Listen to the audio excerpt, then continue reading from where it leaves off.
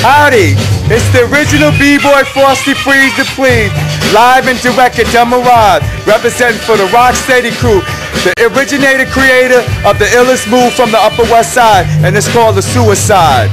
Well, actually, it's really called breaking, but breakdancing is a media term used by the media and a lot of like people from the downtown scene, from let's say from like 82 on to 84. Actually, it's an 80s term, but we're known as B-boys. You know, the term breaking and the dance has been around from like since like the early mid 70s. And I've been a part of what's going on since 1976. I'm known as the most active, still alive B-boys in here, along with Prince Ken Swift. My style of breaking is basically original and official. Most of the stuff that you see I do is stuff that I made up and stuff like I watched and learned from some of my mentors, from the Zulu Kings, Charlie Rock, and my mentor Sundance and Phase 2. Everything I do is like sort of a past, present, and futuristic style, 70s, 80s, and 90s. You know, everything I do is originality, you know, to keep it real and an authentic B-boy style. There's nobody else out here that's doing exactly what I'm doing. When you go back, which I'll say from the 70s, like the Zulu Kings, the Nigga Twins, my friends Ron Darris, Bronze, Fritz, B-Boy Wayne, Karate Wayne, that are known as Rico, the Rock City crew. These are some of the guys that's from the 70s, like earlier than from like Crazy Legs and Ken Swift's time. And you know, Ken Swift is one of my inspirations. Ken Swift,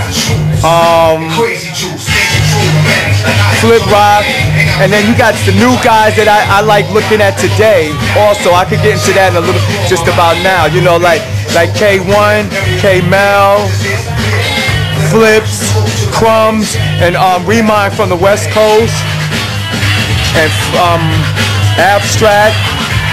A lot of crews such as Remedy himself, I like a lot of the new upcoming guys, Little Pookie, the Floor Lords, Ground Zero, Bebe, and Boo Boo.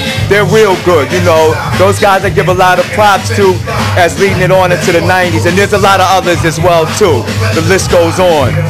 It's become, to me now, it's become more advanced because it's a lot of creativity in the mood and the styles, and the younger guys that's keeping it going on right now is very phenomenal, and a lot of them are very aggressive, and they continue to come up with a lot of good ideas. But I still like to see more foundation and a lot of basic stuff, because footwork is the basic thing, is the key, and it freezes, you know. Everything else you add to, you know, because a lot of these guys are not street B-boys. Most of these guys are what you call at a lot of events getting their stuff on. So I give them praise and props to those, you know.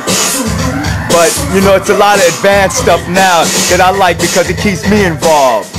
I'm like the past and we are the present, and those guys are the future. It's mostly from a lot of like top rockin' moves, you know, and a lot of stuff that I watch, like such as James Brown, Sammy Davis Jr., some of the tap dances, like the Jackson 5, you know. But it's really a more competitive freestyle like dance, you know. Before it was known as going off on the top. As top rock to going off, the boy on you. Then it became breaking. It's like a term in the 70s when I was growing up dancing. When you see the other guy going off, he's breaking, he's going off.